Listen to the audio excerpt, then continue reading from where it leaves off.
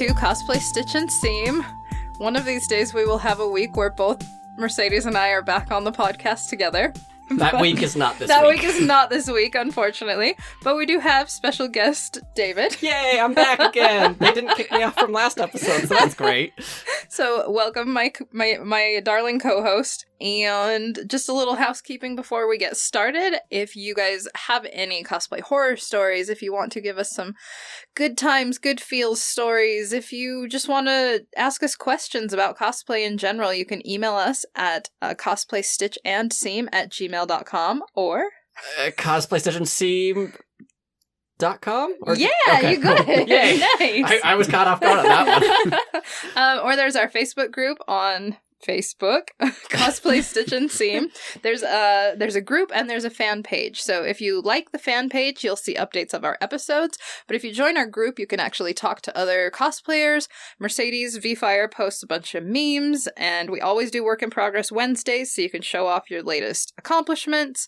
It's just a really fun, positive community. So come and join us. We're almost 400 strong.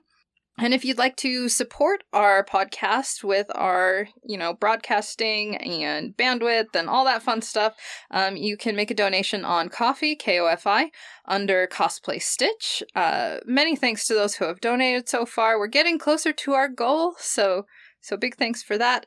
You have an upcoming convention, don't you? Yeah, this weekend, Mercedes and I are going to the Utah Podcast Summit. Yes. I am very anxious. This is my first, as a con, I don't know, behind the table kind of thing. I'm always a guest and never, a participant kind of thing. That'll be fun. That'll be super fun. It's going to be great. So you'll be there to talk up your podcast, yes? Dungeons and Chill and Comic Trades Monthly and whatever other projects I may want to, shoot myself with later. Well, I've got just one con coming up, but that feels like way too many right now. Anime Expo this summer, where they're doing the finals for World Cosplay Summit, which actually segues great into our guests for today, who are one of the other finalist teams.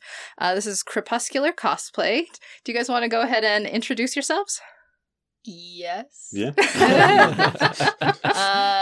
I'm Jazzy. And I'm Dustin. That's pretty much it.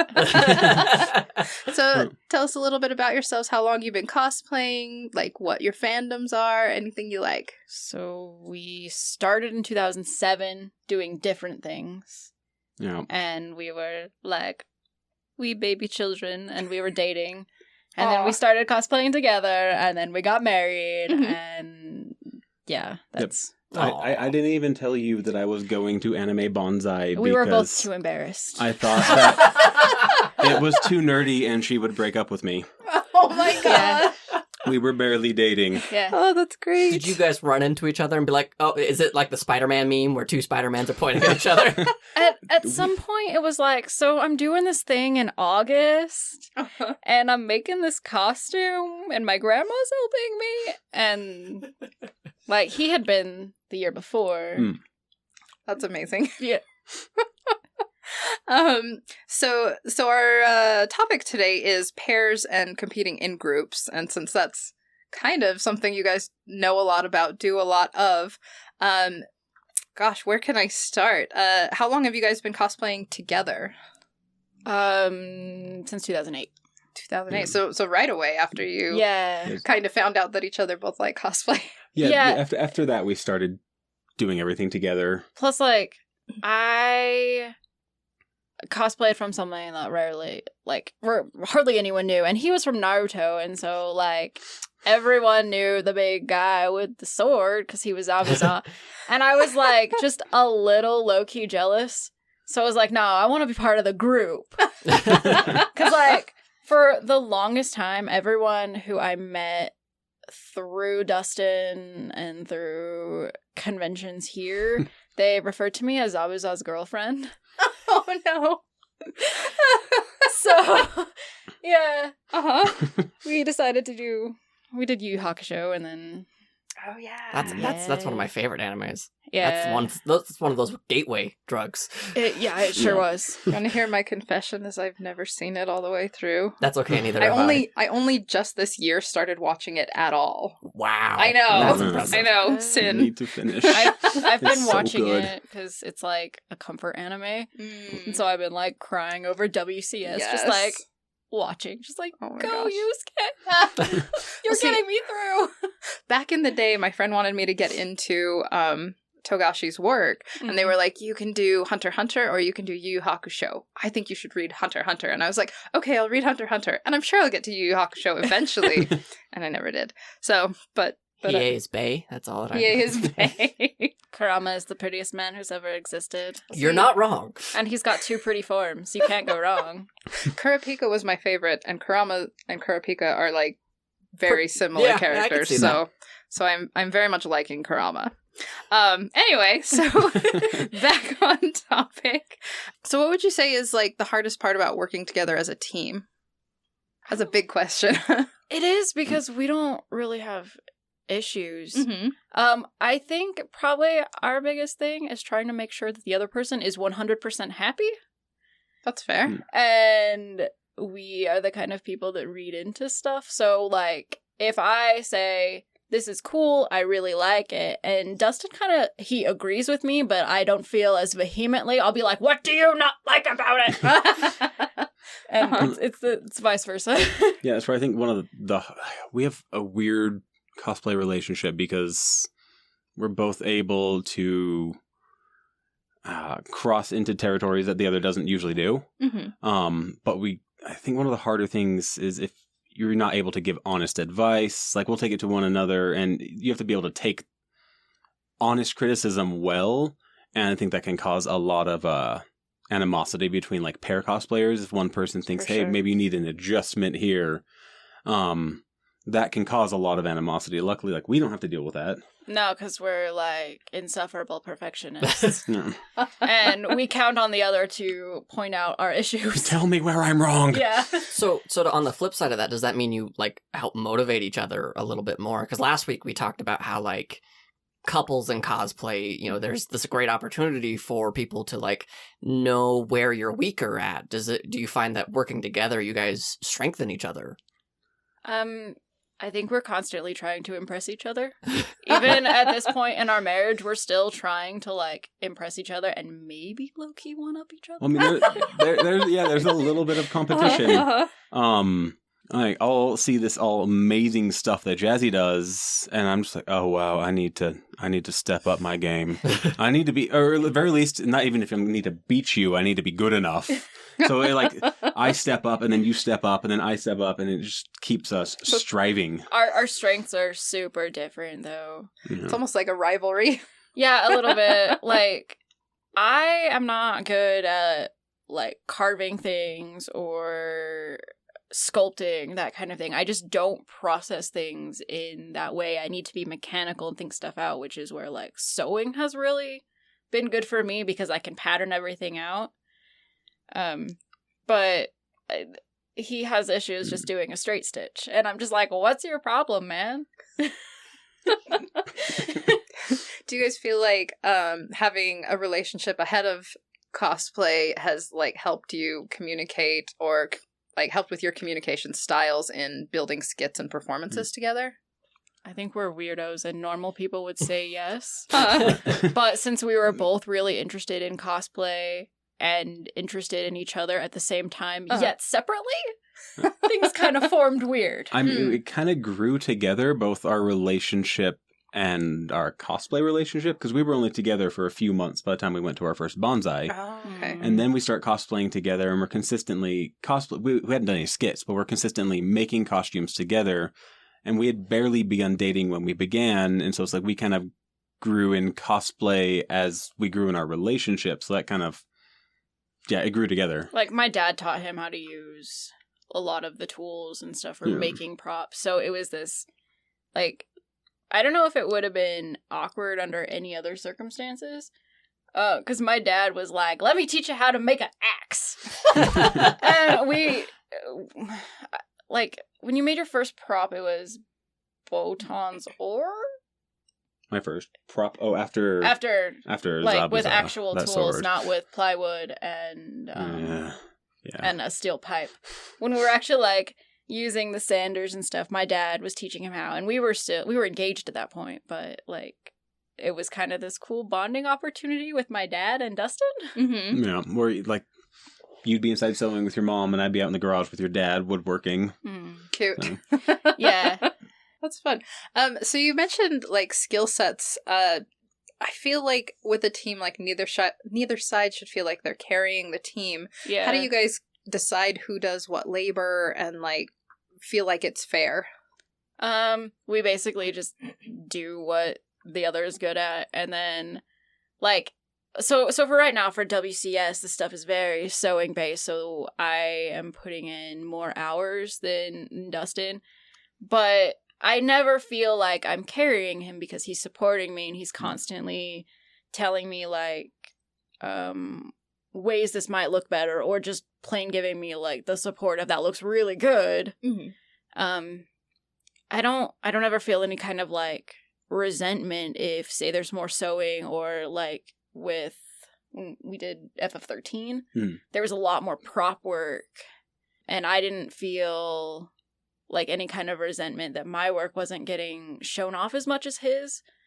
I was just happy to be part of it. Very cool. Very cool. So how do you handle like having two creative minds coming together for like one goal, like one skit? Do you ever have like each of you has a different idea of how the skit's going to turn out? And like, how do you guys kind of compromise your ideas?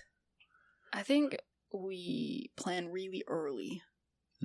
And we just start, I mean, for trying to like figure out between the difference between our two ideas, we usually start sitting together on the couch, the sketchbook out, and just like bouncing. It's like idea, yes, idea, yes, Yeah. idea, and we just like bounce them off until we find the one that make just both of us just, oh, that's perfect. Yeah, I think there's probably a lot of like insecurity that a lot of people would feel, but our relationship has gotten to a point where I know that just because he doesn't like my idea doesn't mean that he's disapproving of me. That can be a hard one to separate. Mm-hmm. It is, and I think that with a different partner, like if I wasn't as close to Dustin, I might get a little defensive. Not on purpose or think that he was Sure. attacking me, but I think everyone naturally gets I mean, little that's a defensive. natural part of feedback, right? Yeah. There's that moment of like, whoa, this is a core part of who I am. Yeah. This is my baby. Yeah, How dare exactly. you? So it totally makes sense that like, regardless of your relationship status, you're gonna feel a Yeah. little off put by it. It takes a lot of trust to know that he's 100% honest with me, and knowing that he's gonna be honest with me, it actually makes me think stuff out more than just like spitballing it, because even though we've been together at this point for 12 years, I still don't want to go to him with an idea and have him be like, Jazzy, that's the dumbest thing I've ever heard. Oh. Which I don't think would never say that. he wouldn't, but you know, the anxious brain is like, So you kind of have to know each other's communication style too, Yeah. and like how to constructively help with the ideas, because yeah, like for me, if someone immediately shuts something down, I'm going to get really prickly and defensive, whereas if they say, well, I like your idea, but have you thought about this, I'll be more likely to take that advice. yeah, I mean, there will be times when we're like coming up with an idea and it's just like, no, I don't like that. And like it's hard at first, but you have to, I think for us, it's like you have to realize it's like, well, they're being honest. yeah, And if they're being honest and they don't like it and we're working as a team, I don't want to force something on them that they don't like. So it needs to be honest between the two of you if you want both of you to really work together. Have you guys ever had a time when you felt things were unbalanced, and how did you kind of fix that or even things out or communicate so that you didn't feel resentment? I don't think I've ever really felt any resentment because it's always been a team thing. Nice. So like there were times that maybe I felt the stress a little bit more because my stuff wasn't getting done as fast as his stuff was getting done, but they're all vital parts of the costume. So I don't think I've ever actually felt the resentment. No, I've never really felt resentment. I felt almost inadequacy because I need to learn how to sew a little bit.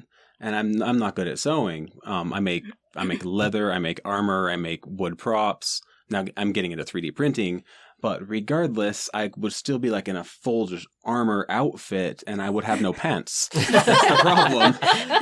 Is like a little bit dealing with like that feeling of like you carry us almost, like sometimes I feel like that, even though I do like a ton of my own stuff, because I could never be in like a full complete costume without you, because I need pants. I mean, you could buy the pants. I could buy the pants.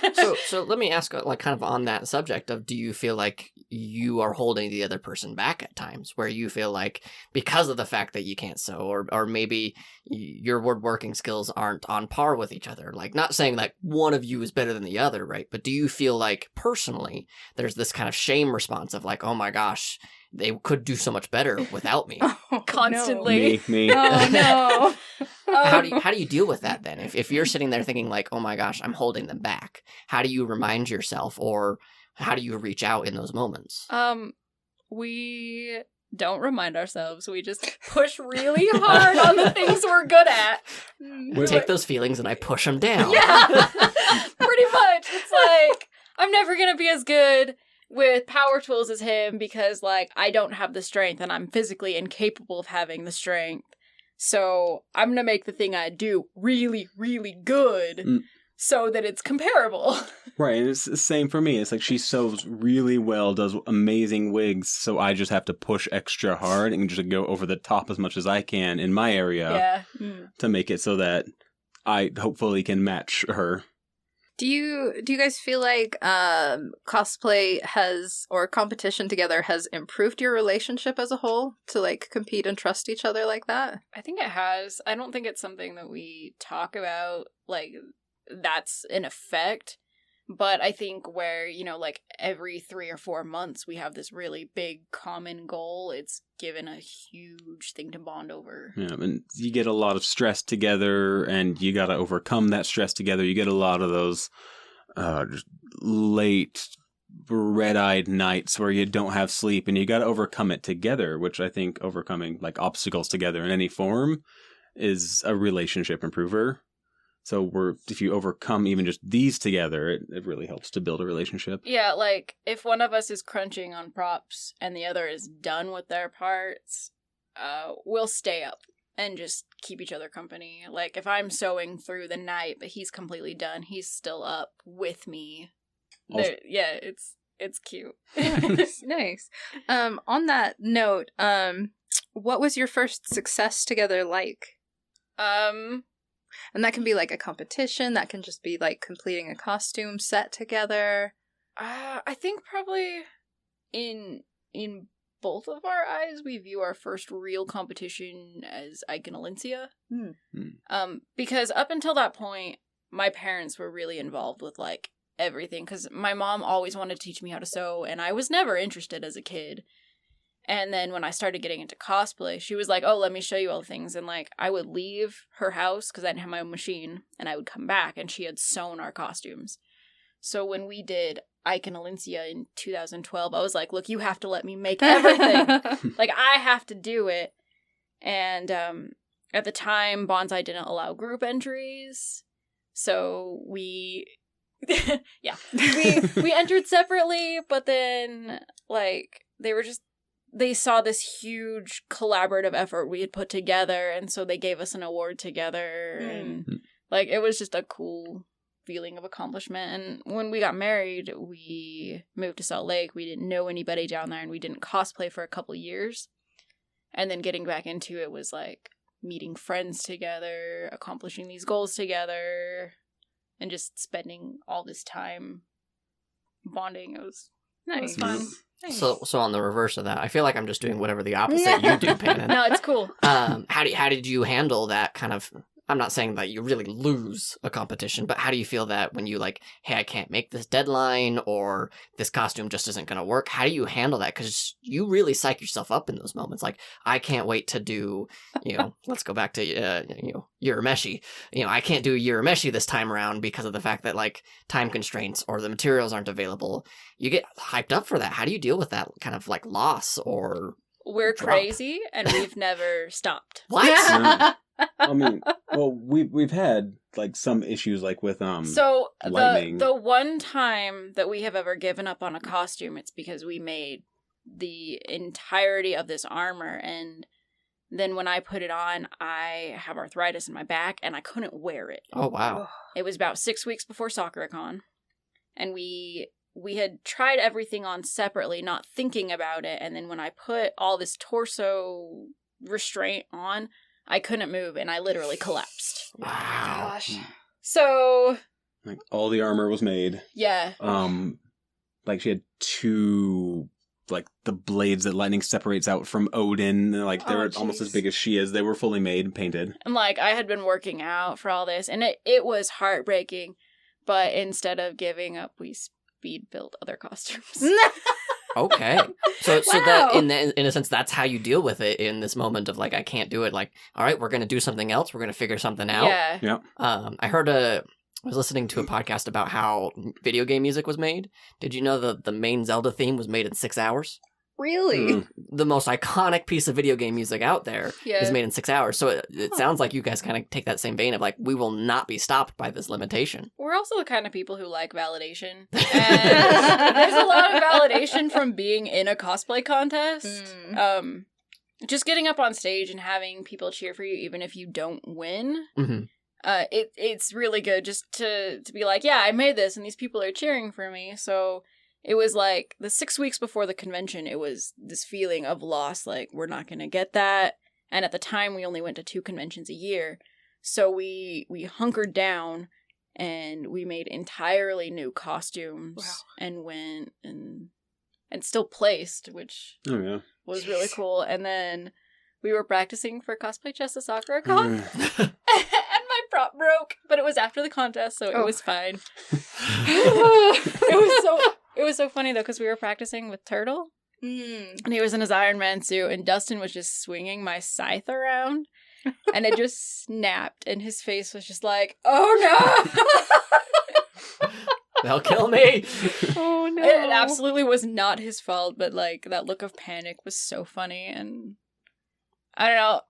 It seems trivial to get so worked up over something like a contest, but I don't the sense of acceptance you get from being in that community and all that. For sure. It's worth it.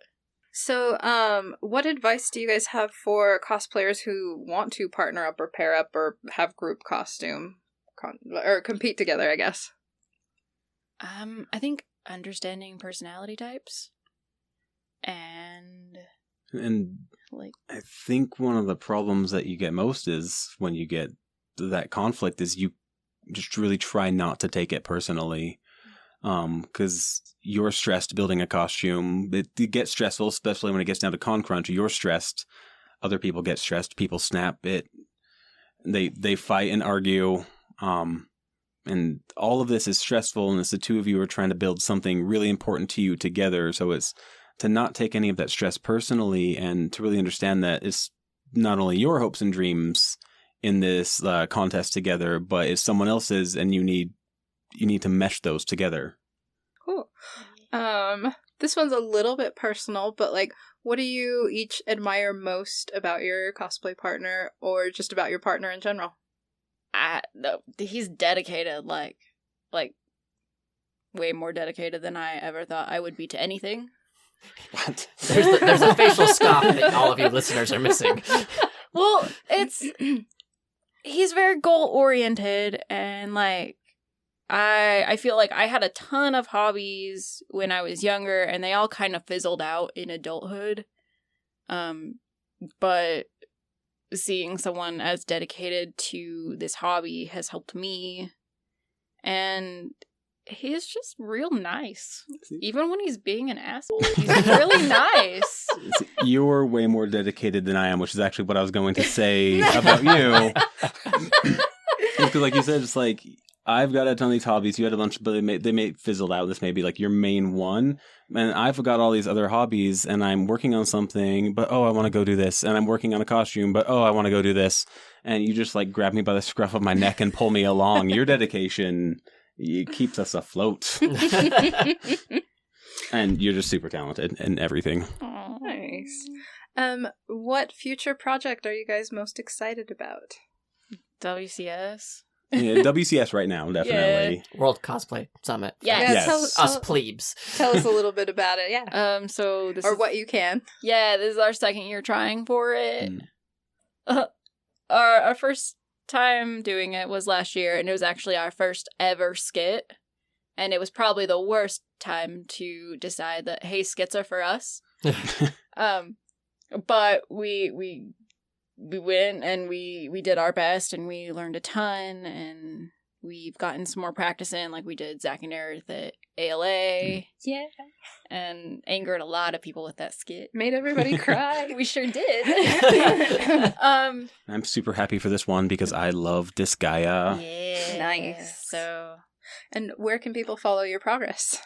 at Crepuscular Cosplay on Facebook. On Facebook. Instagram too, but I cross post, so like not both.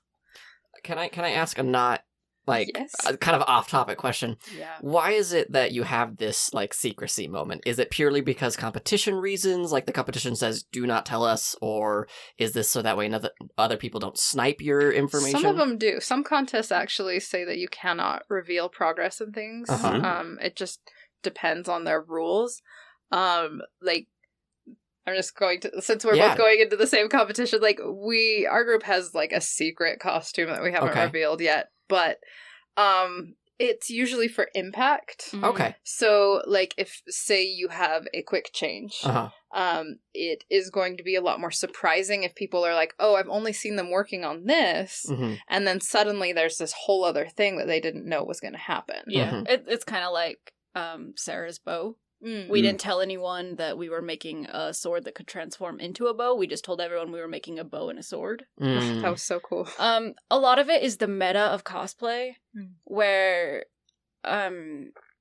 you don't mean for it to happen, but a lot of times someone will have this great idea, and you'll find yourself wanting to incorporate that idea. And it's not something you do because you want to steal their thunder or anything, but it's seeing something that's really effective and how it could apply to your project.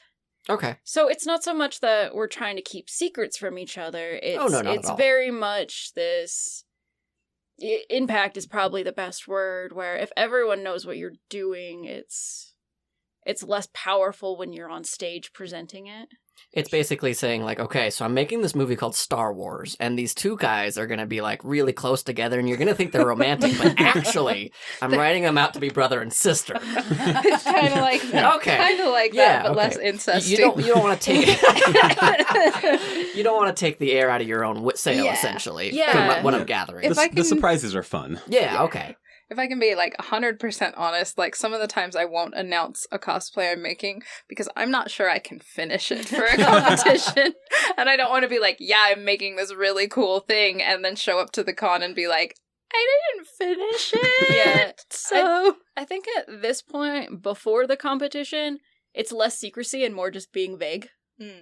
Whereas when people are still deciding on what they're gonna do, you don't want to have like, well, I'm doing this, and have that like that little meta in everyone be like, well, if they're doing this, maybe I should consider this other fandom. Okay. And like for as far as like our team doing WCS stuff, we picked very simplistic costumes. Like we're doing Sora and Riku from Kingdom Hearts 3. Yeah. Like they're kind of like street clothes. Yeah. And so I think one of the reasons we've been posting so much of the detail behind the scenes stuff is because we want people to know that like even though it's not as complex and huge as like some armor or a ball gown or something like that, like we still are putting in so much work and so much tiny detail. Just like so people aren't like, oh, well, it just looks like street clothes. That's but from what I've seen from your posts, it's like, oh my gosh. I showed my wife earlier this morning, like one of the things that you posted, and I was like, oh my gosh, look at this. This is fantastic. I'll also admit again, I am the plebeian cosplayer in this room, so. I think the hardest thing for us going into WCS is where we didn't do skits before. We focused completely on craftsmanship. It was this really, really weird thing to sit down, and it mostly happened with ALA because we were gonna do 14 and do a different skit, and like those costumes are so extra. Yeah. Oh my They're gosh. so extra. And we hit this point where it was like, they're extra, but are they a good skit together? And it's been this really weird transition where we went craftsmanship, and that's it. Maybe like a fancy walk-on, but that was the most of what we did. To being like, no, I don't want to do this super extra costume because this performance will be better. Right. Mm-hmm.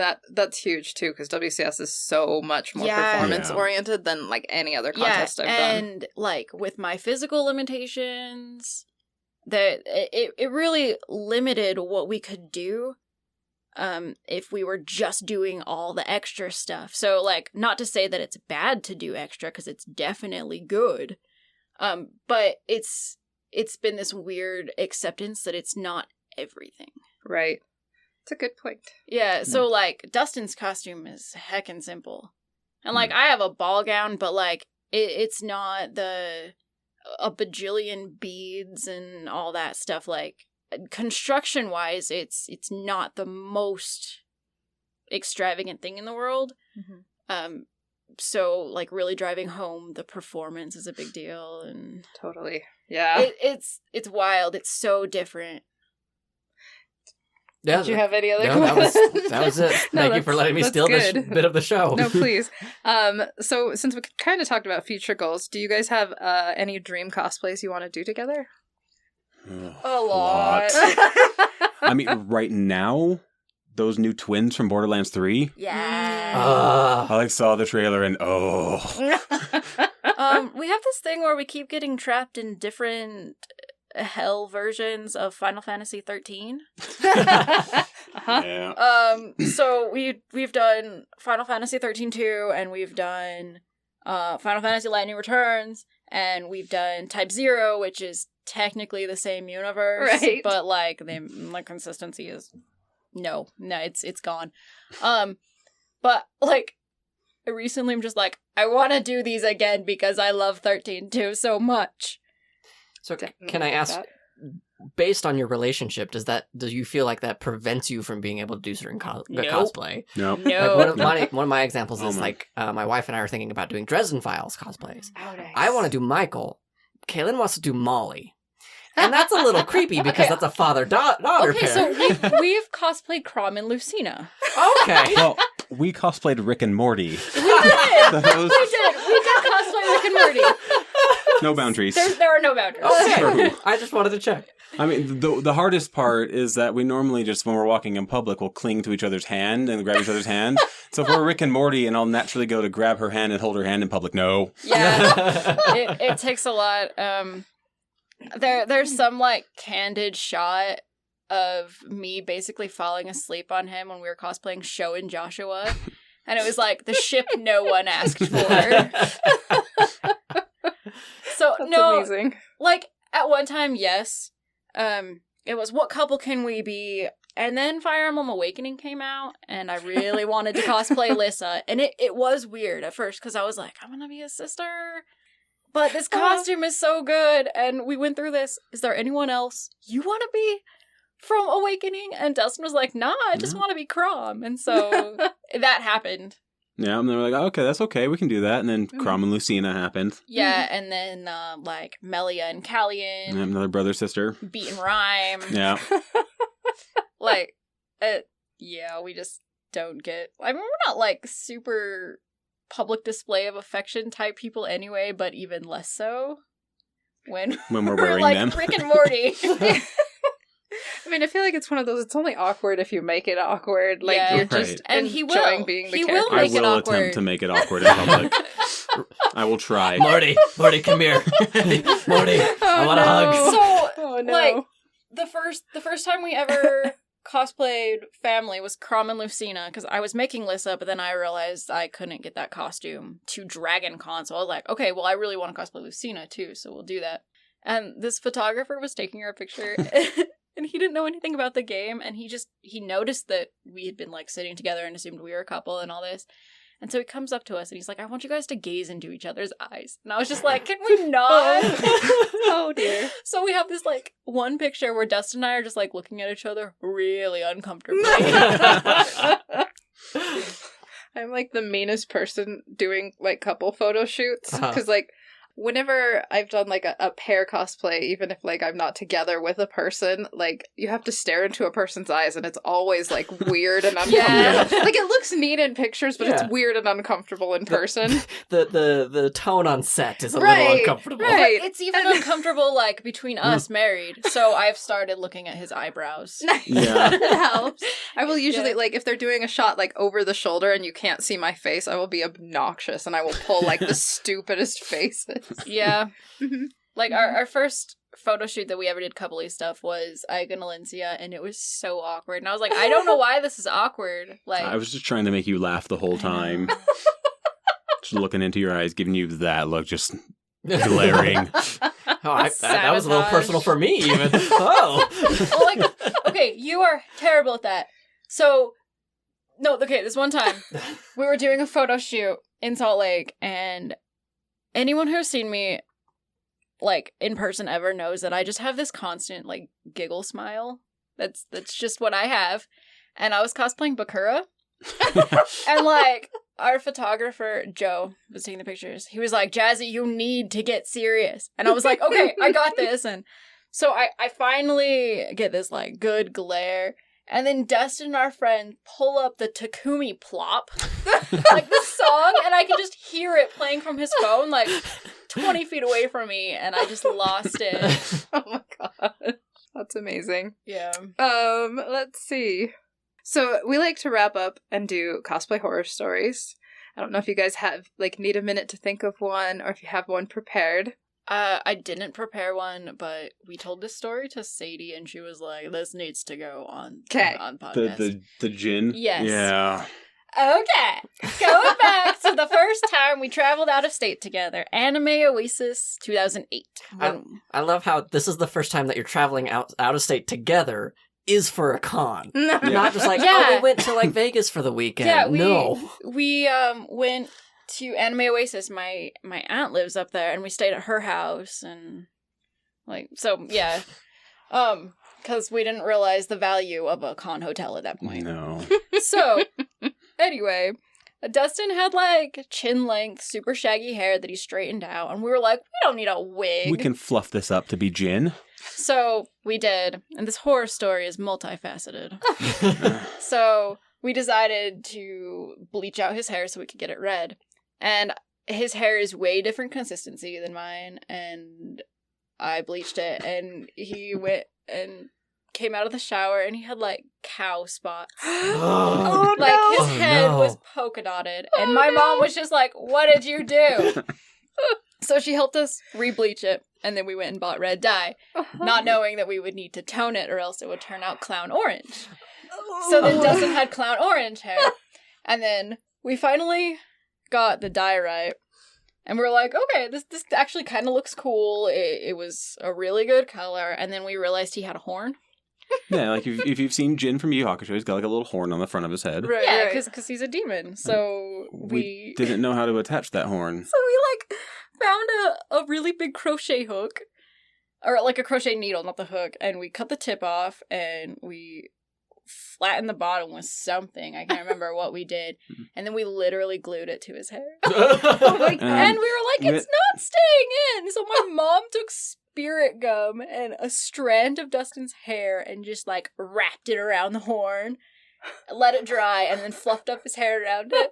And we didn't have any kind of remover. Oh, no. So, like, we were trying to pull it out of his hair, and it was like contact cemented No. to his head, just ripping his hair out. God, it took like maybe an hour. Well, I slept with that Oh, horn yeah. all throughout Anime Oasis because I wouldn't take it no. off. Yeah. Oh no. So his hair was like matting So around my hair was like it. matting Oh, around it because no. I couldn't take it off. So I was just like, well, these are the only costumes we brought. I'm in it. I'm just sleeping in this horn all 3 days. And at the end, it was just like pull, and eventually they were just like, all right, 1, 2, 3, go, and just ripped out my hair. Oh no. Oh, Oh jeez. Oh jeez. There is another one that we often forget about. When we first made armor, it's sorry. It brought up because your hair. We had no idea how to attach, like, any kind of plating or anything other than just, like, chest plates. And it was 5 minutes before judging. And we're like, we have to get this to stick to you somehow. So we took hot glue and we're like, it's okay. It'll just stick to his clothing. And so we slapped it on both, like, his chest here and on his legs. Below the chest, just below the chest for our audio listeners. Yeah. So, like, on his rib cage. Okay. But, the hot glue seeped through the clothing into, like, his leg hair. And, like, the little hair he had on his chest. It held up. But then we had to, like, rip it up. It's like the worst waxing ever. Yeah. I mean, putting it on was painful enough. We're just like, okay, hot glue, go right to the skin. Oh my gosh. We know better now. We didn't even realize how horror story those were until Sadie was just like, guys, that's awful. Oh man. Well, thank you for sharing your horror stories. Tell our listeners again where they can follow you guys, if you don't mind. Crepuscular Cosplay. Do you want to spell that? Please. You spell it. I'm gonna spell it wrong. That's CREPUSCULAR. Nice. Cosplay. And we'll make sure that it's in the show notes as well for you guys. Yes. Yeah, it kind of started as a joke, but like It's stuck. What does it mean? Okay, so you watch Archer. Okay, right? yeah. And so, Cheryl has her ocelot, Babu. Babu. And there's the one point where Archer's like, well, how do you think Babu feels? And she just goes, crepuscular? So I'm at work and I'm on my lunch and I'm calling Jazzy on my lunch break just to chat. And she's like, okay, so name one word that describes us. And I just, crepuscular? So I didn't give him any context. I didn't say this was going to be like our cosplay name or anything. I was just like, describe us in one word. And that's how he responded. And I was like, I'm going to punish this reference. What part of this are you not getting, Lana? So we went with that. And then we found out that crepuscular animals function best in the twilight hours. Nice. Oh, which is when we get all of our work done. So, and it kind of became this joke that, like, people thought we made the word up. Really? Yeah. I mean, it's kind of fun taking it to, like, different cosplay conventions and always hearing the MCs, like, stammer when they realize they can't pronounce the name. It's perfect. Crepuscular. And, like, we've thought about changing it, but honestly, it's become such, like, a weird, quirky thing at this point that it's like, nah. We love it. Well, you heard it, guys. Follow Crepuscular Cosplay on Facebook or Instagram. And if you guys want to hit us up with your horror stories, you can email us at cosplayStitchandSeam@gmail.com. Or you can go to the website and fill out the contact form. Remember, we don't need just horror stories. We like happy stories. We like fun stories. Whatever you feel like you want to share. Nice. And also our Facebook group, which is just Cosplay Stitch and Seam on Facebook. There is a page and a group, so whichever one you'd like to follow. Our group has almost 400 people, so shout out to all y'all. Thank you for being amazing. We love seeing all the activities, seeing you guys being excited about cosplay, sharing your works in progress. Please keep it up and please keep supporting each other there because we love to see that positivity. If you'd like to support us on Ko-fi, just helps with our bandwidth costs. You can do that at Cosplay Stitch. Shout out and big thanks to Macy Roberts, as always, for our theme song music. And thanks, David, for editing this episode. Tell us a little bit about your podcast. So Dungeons and Chill hiatus, but I sat down yesterday and I worked on some really great story detail stuff, so that's coming around soon, hopefully. Comic Trades Monthly, we just finished putting away our emo flag for our Umbrella Academy episode. Gerard Way was in our hearts the entire time. But next month, we are going to be reading the Matt Fraction Hawkeye run. Ooh. So if you enjoy Matt Fraction, or you enjoy Hawkeye, or Clint, or bad Russian impressions, because that's going to happen a lot, come take a listen next month. Nice. So I got a question for you, David. Okay, shoot. What do you call a cosplayer who doesn't want to work on things? What do you call a cosplayer who does not want to work on things, Pannon? A procrastinator. Bye, guys. See you next time.